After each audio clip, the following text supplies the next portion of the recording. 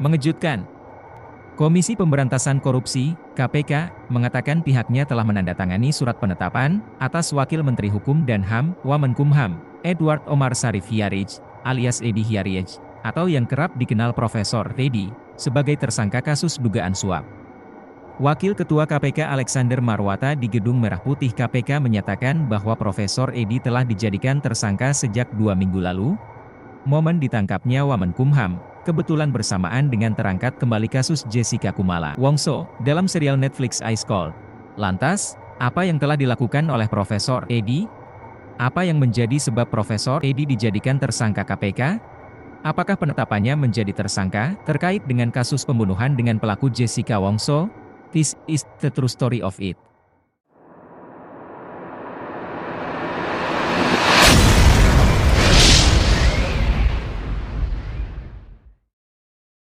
Profil diri.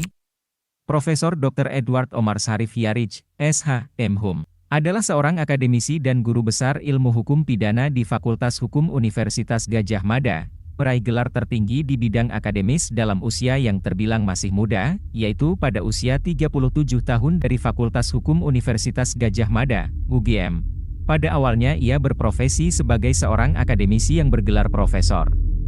Pria kelahiran Ambon 10 April 1973 ini, akhirnya mendapat gelar Guru Besar Ilmu Hukum Pidana Fakultas Hukum UGM pada tahun 2010. Prestasinya di dunia pendidikan sudah tidak diragukannya lagi.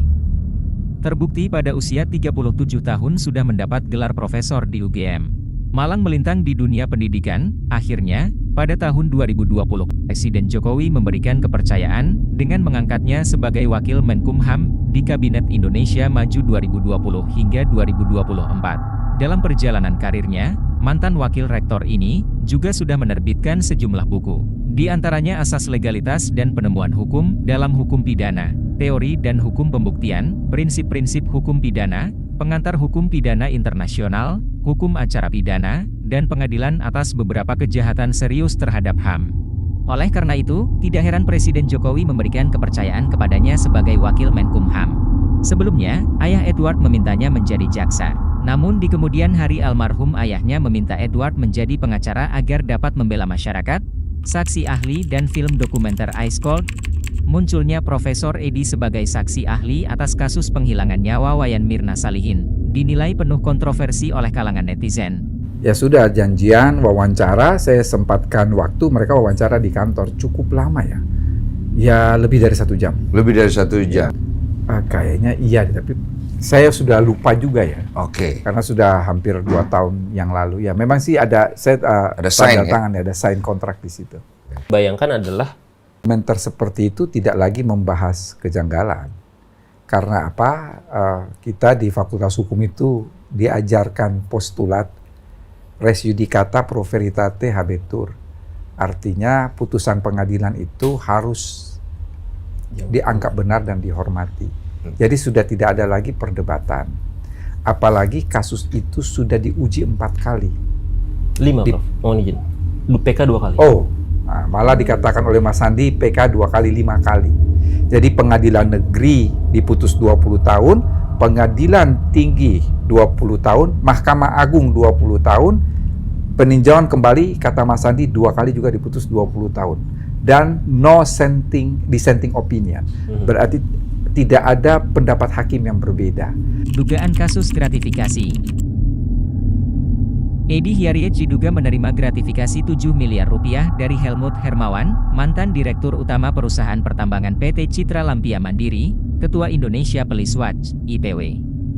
Sugeng Teguh Santoso melaporkan Edi Hiarij ke KPK pada 14 Maret 2023. Bahwa Edi menerima gratifikasi tersebut melalui 2 asisten pribadinya yang berinisial Y, A, R, dan YM. Kedua asisten pribadi tersebut membalas dengan melaporkan Sugeng ke Bareskrim Polri.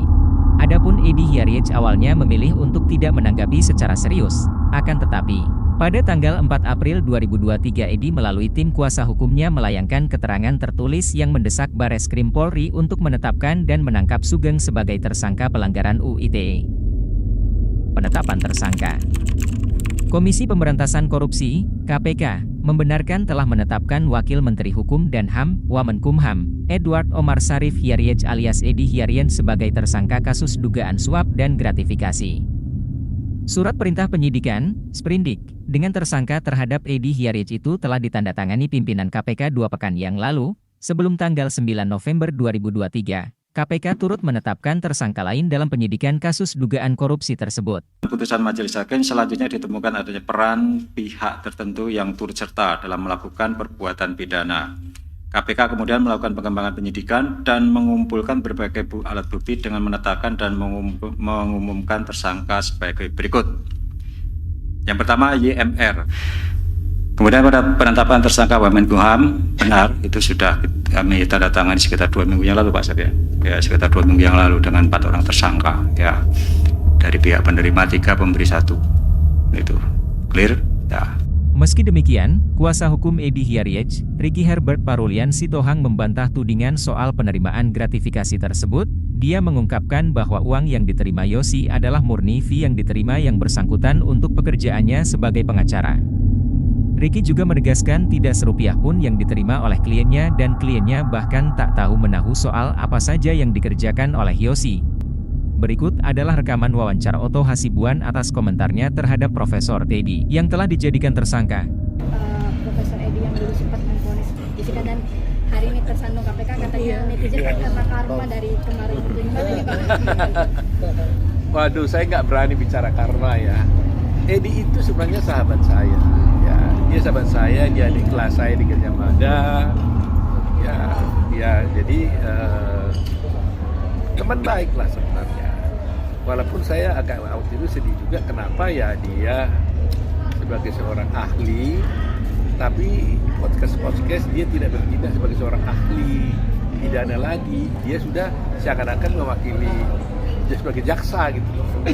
Bahkan bayangkan aja pledoi kita pun di Dubli pun dia persoalkan, dia komentari, CCTV pun dikomentari, otopsi pun dikomentari, dan kebetulan salah pula gitu loh, salah pula. Bayangkanlah dia bisa mengatakan 3 hari sebelumnya Jessica katanya sudah datang memotret keadaan untuk merencanakan pembunuhan. Ini kan luar biasa kejinya sebenarnya fitnahnya dia ini, ya. Dan masih banyak lagi sebenarnya. Tapi ya udah. Tadi teman-teman berpikir mau diapain nggak ini? Rupanya udah jadi tersangka, ya sudahlah. Tapi gimana Bang, maksudnya justru Bang, tapi kayak ada justru rasa maaf nih, syukurin lu ada rasa gitu nggak sih Bang? Maksudnya dulu kan lu kayak gitu Bang, mohon maaf nih Bang, mohon maaf nih Bang. Kalau saya ini nggak boleh gitu. Kalau saya punya prinsip, kalau ada teman yang bermasalah, kalau saya tidak bisa bantu, ya paling tidak saya nggak pukulin lah. Jangan ikut-ikutan saya mukulinya gitu loh. Jadi ya biarlah itu jadi urusan dia sendiri gitu lah, ya. Tapi sebelumnya memang ada rencana untuk melaporkan Pak Edi Bang. Teman-teman mendesak saya untuk itu, tapi saya bilang tunggu dulu lah gitu. Kita lihat ya. Apa yang membuat tidak jadi melaporkan karena sudah jadi tersangka di KPK Pak? Ya mungkin salah satu juga itu, tapi waktu itu juga saya berpikir ya, apakah seorang sahabat juga harus saya laporkan? Tetapi apakah juga saya karena sahabat keadilan tidak saya tegakkan? Kadang-kadang gitu juga kan. Nyata dia menyatakan yang tidak benar kan. Dia bilang 3 hari Jessica sudah ini dan sebagainya. Dia bilang juga ada musafat yang melakukan otopsi. Dan musafat itu kita nggak tahu siapa dia di dalam kasus ini. Ya sangat kejam juga lah sebenarnya apa di dalam terhadap Jessica menurut saya ya. Sangat tragis. Tapi ya saya seperti katakan bahwa kalau saya tidak bisa bantu teman ya minimal saya jangan ikut mukulin dia lah. Soal dia bagaimana Anda tanya karma itu bukan ranah saya ya. Bukan ranah saya, Tuhan yang tahu, bukan ranah saya. Saya tidak pasti sudah ada 2 alat bukti yang cukup bahwa peristiwa korupsi atau pencucian uang itu terjadi. Tinggal nanti menguji alat bukti itu di pengadilan. Makanya saya berpesan nih yang baru yang datang, jangan jadi koruptor. Tirulah nih para pahlawan. Para pahlawan tuh mengorbankan nyawa dan raga untuk kemakmuran rakyat, sedangkan koruptor itu mengorbankan harga diri dan rakyat jelata untuk kemiskinan rakyat. Oleh sebab itu koruptor itu jahat sekali, harus disikat. Nah, bagaimana menurut kalian? Apakah ini suatu kebetulan ataukah pembalasan atas kebenaran? Tuliskan komentar kalian di bawah. Demikianlah video kali ini, semoga bisa bermanfaat. Insyaallah kita jumpa lagi di video berikutnya. Korupsi di Indonesia itu untuk memberantas seminimal mungkin memang kita membutuhkan waktu ya. Itu yang pertama. Yang kedua, memang kita tidak hanya melihat semata-mata kepada hukuman yang dijatuhkan, tetapi sebetulnya ada faktor penting yang harus kita kejar dalam pemberantasan tindak pidana korupsi, yaitu bagaimana mengembalikan aset kejahatan. Gratifikasi itu tidak ada kesepakatan, tidak ada meeting of mind, tidak ada mau janjian, mau ketemu sama sekali, tidak. Tiba-tiba setelah calon pegawai ini diterima, dia datang bertemu dengan saya dan dia menyampaikan sejumlah uang sebagai tanda terima kasih. Ini kalau saya terima namanya gratifikasi. Jadi tidak ada meeting of mind, tidak ada kesepakatan, tidak ada perjanjian.